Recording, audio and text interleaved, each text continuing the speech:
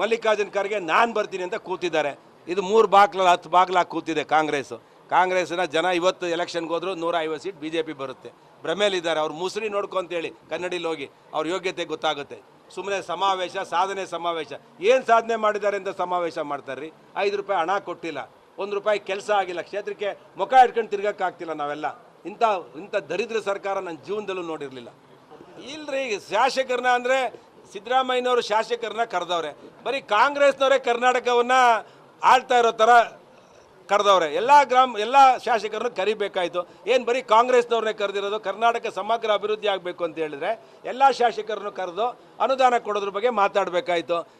ಈ ತಾರತಮ್ಯನ ಈ ಸಿದ್ದರಾಮಯ್ಯನಿಗೆ ಯಾಕೋ ಹೋಗೋ ಕಾಲದಲ್ಲಿ ಏನೋ ಕೇಡ್ಗಾಲಕ್ಕೆ ನಾಯಿ ಮೊಟ್ಟೆ ಇಡ್ತು ಅಂತ ಹೇಳ್ತಾರಲ್ಲ, ಹಂಗೆ ಸಿದ್ದರಾಮಯ್ಯನ ಕೇಡ್ಗಾಲಕ್ಕೆ ಇಳಿಯೋ ಕಾಲದಲ್ಲಿ ಈ ರೀತಿ ಆರೋಪಗಳನ್ನು ತಗೊಳ್ತಿದ್ದಾರೆ.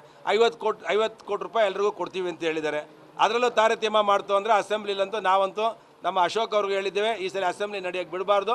50 ಲಕ್ಷ ಅನುದಾನ, 50 ಕೋಟಿ ಎಲ್ಲರಿಗೂ ಏನು ಕೊಟ್ಟಿದ್ದಾರೆ ಅದು ಸಮಾನವಾಗಿ ಹಂಚಬೇಕು. ಅದು ಬಡ್ಜೆಟ್ ಬುಕ್ಕಲ್ಲೂ ಘೋಷಣೆ ಆಗಿದೆ. ಅದೇನಾದ್ರು ಕೊಟ್ಟಿಲ್ಲ ಅಂತ ಅಂದರೆ ಯಾವುದೇ ಕಾರಣಕ್ಕೂ ಅಸೆಂಬ್ಲಿ ನಡೆಯೋಕ್ಕೆ ಬಿಡಲ್ಲ.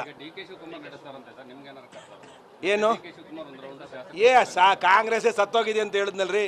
ಕರ್ನಾಟಕದ ಪಾಲಿಗೆ ಕಾಂಗ್ರೆಸ್ ಸರ್ಕಾರ ಸತ್ತು ಮಲಗಿದೆ. ಬರೀ ಪೇಪರ್ ಮೇಲಿದೆ, ಹಣನೂ ಇಲ್ಲ, ಏನೂ ಇಲ್ಲ. ಸುಮ್ಮನೆ ಮೀಟಿಂಗ್ ಮಾಡಿ ತಿಪ್ಪೆ ಸಾರಿಸ್ತವ್ರೆ. ಈಗ DK ಶಿವಕುಮಾರ್ ನಾನು ಮುಖ್ಯಮಂತ್ರಿ ಆಗಬೇಕು ಅಂತ, ಸಿದ್ದರಾಮಯ್ಯ ನಾನೇ ಉಳ್ಕೋಬೇಕು ಅಂತ, ಅದ್ರ ಮಧ್ಯೆ ಮಲ್ಲಿಕಾರ್ಜುನ್ ಖರ್ಗೆ ನಾನು ಬರ್ತೀನಿ ಅಂತ ಕೂತಿದ್ದಾರೆ. ಇದು 3 ಬಾಗ್ಲಲ್ಲಿ 10 ಬಾಗ್ಲಾಗಿ ಕೂತಿದೆ ಕಾಂಗ್ರೆಸ್ನ ಜನ. ಇವತ್ತು ಎಲೆಕ್ಷನ್ಗೆ ಹೋದ್ರು 150 ಸೀಟ್ BJP ಬರುತ್ತೆ. ಭ್ರಮೇಲಿದ್ದಾರೆ. ಅವ್ರು ಮುಸ್ರಿ ನೋಡ್ಕೊಂತೇಳಿ ಕನ್ನಡಿಲಿ ಹೋಗಿ ಅವ್ರ ಯೋಗ್ಯತೆ ಗೊತ್ತಾಗುತ್ತೆ. ಸುಮ್ಮನೆ ಸಮಾವೇಶ, ಸಾಧನೆ ಸಮಾವೇಶ. ಏನು ಸಾಧನೆ ಮಾಡಿದ್ದಾರೆ ಅಂತ ಸಮಾವೇಶ ಮಾಡ್ತಾರೆ ರೀ.